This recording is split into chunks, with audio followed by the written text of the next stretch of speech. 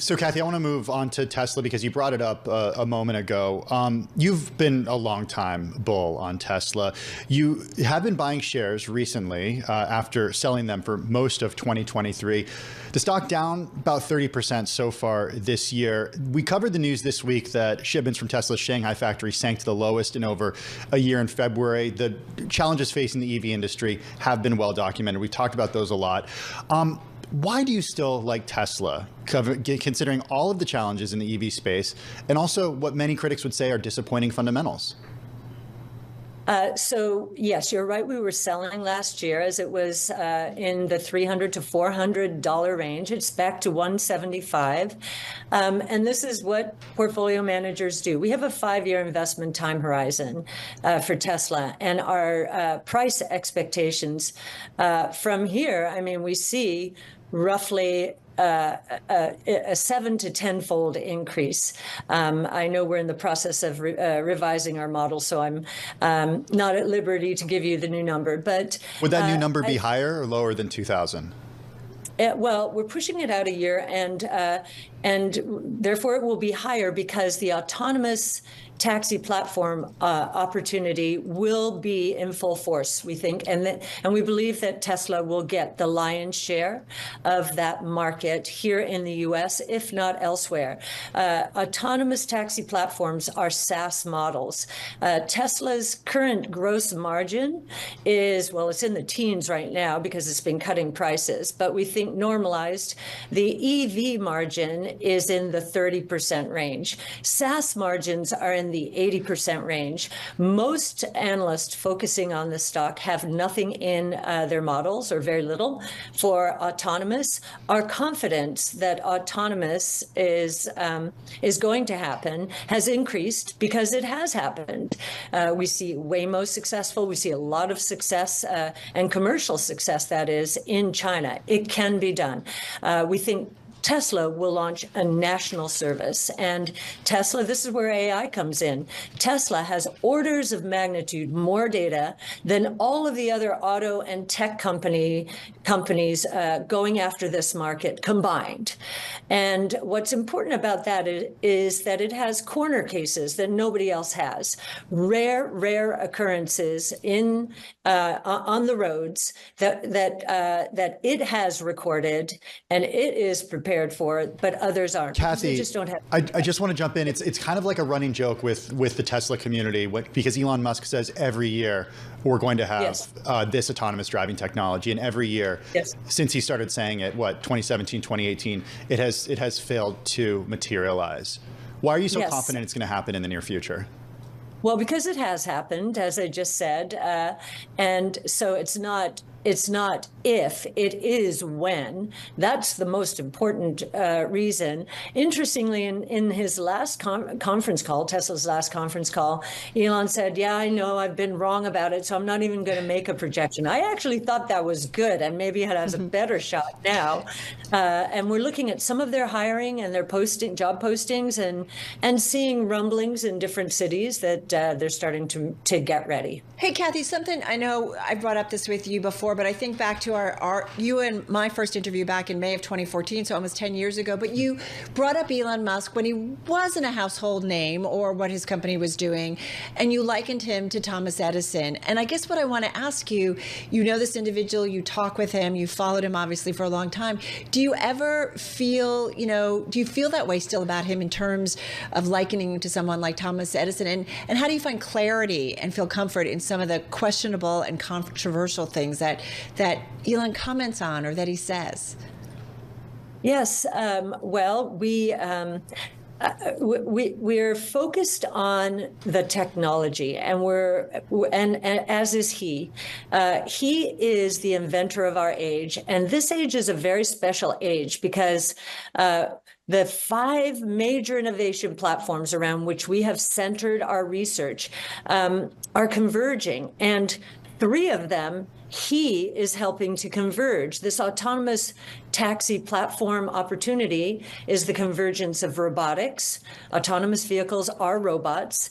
Energy storage, they will be electric. Right. And artificial intelligence, where those are three separate S-curves feeding each other, and should lead to super exponential growth. He has understood this idea that technologies are going to converge with one another, and that is the way he's been thinking. He's first principles research. Just because something's been done one way for a very long time, think autos, doesn't mean it's going to remain that way. And that's why he's going to win. Do you ever feel, though, that he gets distracted or can be too much? Yeah. He is so laser focused on technology, and he, in the case of Tesla, the electric vehicle side, that is on automatic pilot. They are just scaling, and what he is doing is becoming, the manufacturer of factories. He's trying to figure out how to automate and continue to drive down the costs there. His focus is on autonomous now, certainly, and of course you can say on X he's distracted, but he's really more focused on the innovation. How can I go back to the future where I started, which was in the payments app space, sold to PayPal? How can I turn this into not only a payments app, but an everything app? And I think he's hard at work doing that in ways that we don't know yet. Alright guys, this is the part of the video where I break down the stocks that were mentioned in the clip. Today we're going to be taking a look at Tesla and ARKK. We're going to be starting with Tesla. Look at this beautiful run it had from 2020 all the way to 2022, and then it's just been rejected ever since. Right at this red trend line, lower highs, lower lows, and now with the most recent price action, it is in no man's land.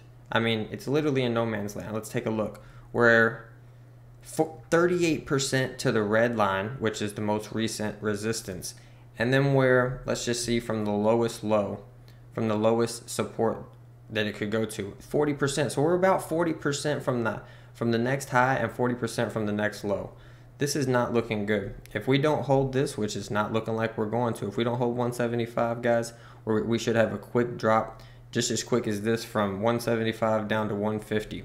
We have to pray it holds at 150, just like right here and just like right here. If not, guys, we're going to be shooting all the way down to where it's tested here and where it's tested here at $100 a share, which actually would just be the opposite of this. If you could picture this backwards, coming down, and now one more leg all the way down. It would be nasty, it would be ugly, but that could happen on Tesla, guys. She's calling for like an 8 to 10x from here. So at $100, nearly $200 a share, she's calling for 2,000 still, even from here, guys. This would balloon up. Let's take a look at it on the weekly chart, make the candles a little bit smaller. That doesn't tell us too much, but it's still under the 200-week moving average, and it's under the 21-week moving average. So this is very, very bearish price action. Let's look at it on the monthly chart. Each one of these bars is 1 month. It makes a clearer picture. You can see the 21 average. It is under the 21-month moving average by a significant amount. Let's see how much it would have to retrace. Just to get to the 21 moving average, guys, we're talking 26% away from the monthly moving average. It could be, even though this is looking very, very bearish, it could be that this is going to be the third higher low. This, we put in a low, a higher low. This one would be a little bit higher low than that, even though it was ugly to get to it. And then we could still keep going, break this red trend line, and we'd be off to the races. That's the bull case. The bear case is that we just keep falling. We can't catch a break at 150. We fall all the way to 100, and then we have the option to make a support there or make new lows, and then it's just a catastrophe. Let's take a look at ARK. This is the stock that Cathie Wood owns. This is when she got famous. This is when everybody was following her, the meme stocks. Everybody just thought she was going to be the best thing since sliced bread. She was the best innovator, and that everybody trusted their money with her. So her ETF went from $33 to $160 in the span of less than 2 years. And then what happened? The Rona hit. Times got hard. The fake diamond hands got shook out. Let's see, on the first leg, they lost 37%. Okay, then it started to look like they were going to make a base here. I'm not going to lie. This started to look bullish. This looked like the worst of it. Started to look kind of bullish here. If it would have broken out, we could have come back up. But what did it do? Snapped all the lows and gave back, not even from the full high, just from that high, 72%, guys. And we're nowhere near the highs. You can see even from back here in 2019, guys, this is resistance 3-4 times. It resisted here in 2022. It resisted here in 2023. And it's rejected again in 2024, guys. And we're still exactly at this level. It's looking like another rejection. I wouldn't be surprised if we come all the way back to $35. I hope you guys enjoyed the video. If you did, please smash the like button. Make sure you're subscribed. And if you know somebody that likes these type of videos, share it for me so I can grow the channel. I appreciate you watching, and I'll catch you in the next one.